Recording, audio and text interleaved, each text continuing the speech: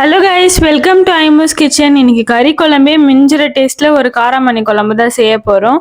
இந்த குழம்பு கறி குழம்புக்கே டஃப் கொடுக்கோங்க. வெஜ்ஜா இருந்தாலும் டேஸ்ட் ஃபுல்லா நான்வெஜ் தான். வாங்க எப்படி செய்யலாம்னு சிம்பிளா நம்ம இந்த வீடியோக்குள்ள பார்க்கலாமா?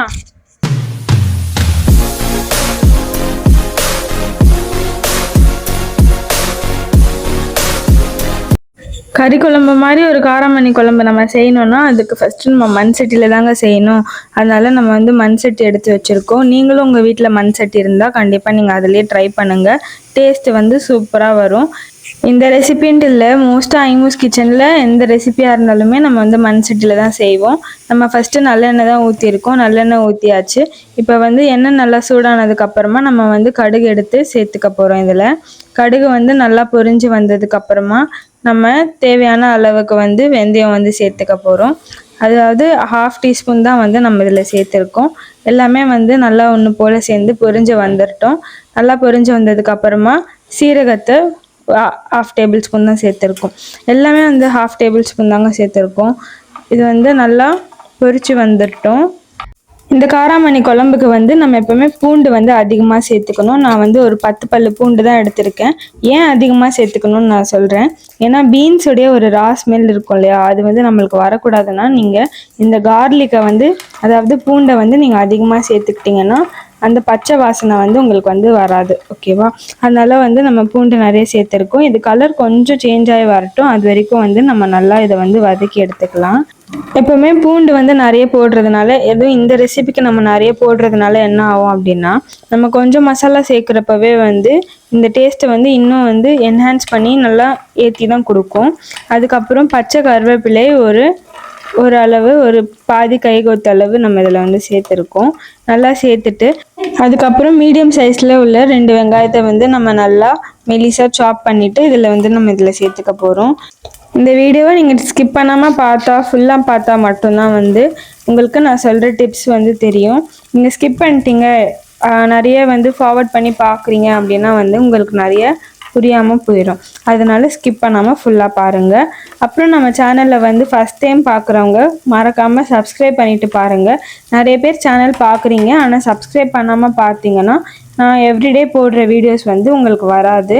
இப்போ இது நல்லா குக்காகி வர்றதுக்கு நம்ம தேவையான அளவை உப்பு சேர்த்துக்கிட்டு நல்லா இதை வதக்கி விட்டுற போகிறோம். நான் நார்மல் உப்பு தான் இந்த வாட்டி சேர்த்துருக்கேன். கல் உப்பு சேர்க்கலை.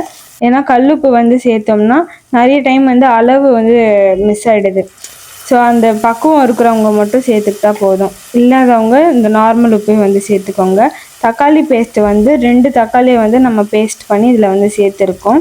சேர்த்துட்டு நல்லா வதக்கி விட்டுருங்க. அந்த தக்காளியுடைய பச்சை வாசனைலாம் போகிற வரைக்கும் நம்ம இது நல்லா வதக்கிடணும். இந்த தக்காளிலாம் ரொம்ப முக்கியங்க. இது நல்லா வதங்கி வந்தால் மட்டும்தான் இந்த குழம்புடைய நேச்சுரலான ஒரு திக்னஸ் நம்மளுக்கு கிடைக்கும். அது மட்டும் இல்லாமல் இந்த டொமேட்டோடைய அந்த ஒரு புளிப்பு தன்மை, அந்த ஒரு ரிச் டேஸ்ட் நம்மளுக்கு வரும். ஓகேவா? அதனால நம்ம எப்போவுமே இது நல்லா வதக்கி எடுத்துடணும். நல்லா இப்போ பச்சை வாசனைலாம் போயிடுச்சு. இப்போ நம்ம மசாலா சேர்த்துக்கிறோம். 1/2 டேபிள் ஸ்பூன் நான் மஞ்சள்தூள் சேர்த்துருக்கேன். இதில் 2 பெரிய டேபிள் ஸ்பூனில் நம்ம இப்போ குழம்பு மிளகாத்தூள் தான் சேர்த்துக்க போகிறோம். இது நல்லா சேர்த்துட்டு நல்லா வதக்கி விட்டுற போகிறோம். இந்த மசாலாலாம் நல்லா குக்காகி வந்ததுக்கு அப்புறம் தாங்க நம்ம பீன்ஸ் பக்கமே கையை வைக்கணும். அது வரைக்கும் நம்ம இதை நல்லா குக் பண்ணிக்கலாம். ஃபஸ்ட்டு இந்த வில்லேஜ் ஸ்டைல் குக் பண்ணுறது, இல்லை ஒரு ஹோட்டல் ஸ்டைல் ஒரு கிரேவி பண்ணுறோம், இது எல்லாத்துக்குமே முக்கியமான பேஸாக இருக்கிறது இந்த தக்காளி வெங்காயம் இதெல்லாம் தான். அதனால் நம்ம ரொம்ப நேரம் இது கிளறிட்டே நல்லா வெந்ததுக்கு அப்புறம் தான் இந்த மசாலாலாம் நம்ம சேர்த்துக்கணும். இது இன்னொரு டிப்ஸுங்க, நீங்கள் கண்டிப்பாக நோட் பண்ணிக்கோங்க. இந்த தோசைக்கு சுட சுட சாப்பாடு வச்சு சாப்பிட்டிங்கன்னா சூப்பராக இருக்கும். அது நம்ம இப்போ லஞ்சுக்கு சாப்பாடு வச்சு சாப்பிட்டுட்டு குழம்பு கொஞ்சம் மீச்சமாச்சுன்னா நான் அதை நைட்டுக்கு கல் தோசைக்கு, இல்லை நார்மல் தோசைக்கு, இட்லிக்கெல்லாம் வச்சு சாப்பிட்டா கூட சூப்பராக இருக்கும்.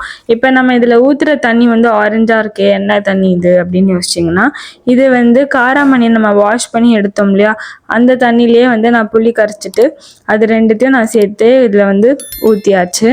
இப்போ இந்த குழம்பு நல்லா வெந்து வரட்டும். இது நல்லா வெந்து வர்றதுக்கு இப்போ எனக்கு உப்பு நான் செக் பண்ணி பார்த்தேன். தண்ணி ஊற்றினோம்ல, அதனால உப்பு கம்மியாயிடுச்சு. நான் உப்பு இதில் சேர்த்துட்டு இப்போ நம்ம இதை நல்லா கலரி விட்டுடலாம். இதுலேருந்து எண்ணெய் பிரிஞ்சு வர வரைக்கும் நம்ம இதை நல்லா வதக்கி எடுத்துக்கலாம். ஃபஸ்ட்டு நல்லா குக் ஆயிடுச்சு. இப்போ இந்த குழம்புல ஒரு திக்னஸ் வந்துடுச்சு பார்த்தீங்களா?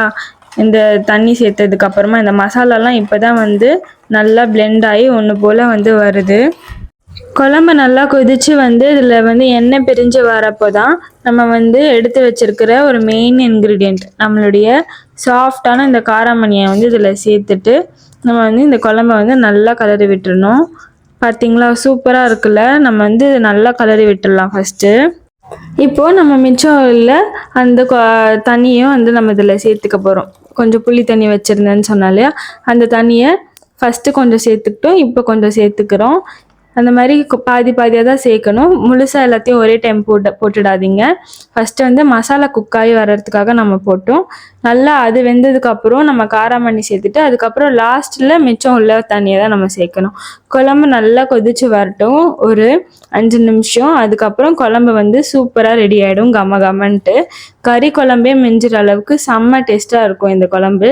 அதுக்கப்புறம் நம்ம கொத்தமல்லியை கொஞ்சம் மேலே தூவிட்டு சுட சுட சாப்பாடுக்கு வச்சு சாப்பிட்டோன்னா எவ்வளோ சூப்பராக இருக்கும் நீங்களே யோசிச்சு பாருங்கள். நம்ம டிஷ்ஷு ரெடி ஆகிடுச்சு. இது உங்களுக்கு பிடிச்சிருந்தா கண்டிப்பாக நீங்கள் சப்ஸ்கிரைப் பண்ணிட்டு பாருங்கள். அப்போ தான் இதை விட நல்ல வீடியோஸ்லாம் உங்களுக்கு வந்து நான் போடுறப்ப வரும். அது இல்லாமல் இந்த வீடியோ பிடிச்சிருந்தா மறக்காமல் லைக் பண்ணுங்கள், ஷேர் பண்ணுங்கள், உங்கள் ஃப்ரெண்ட்ஸ் அண்ட் ஃபேமிலிக்கும் ஷேர் பண்ணிட்டு பாருங்கள். வாங்க சாப்பிட்லாம். தேங்க்ஸ் ஃபார் வாட்சிங். பாய்.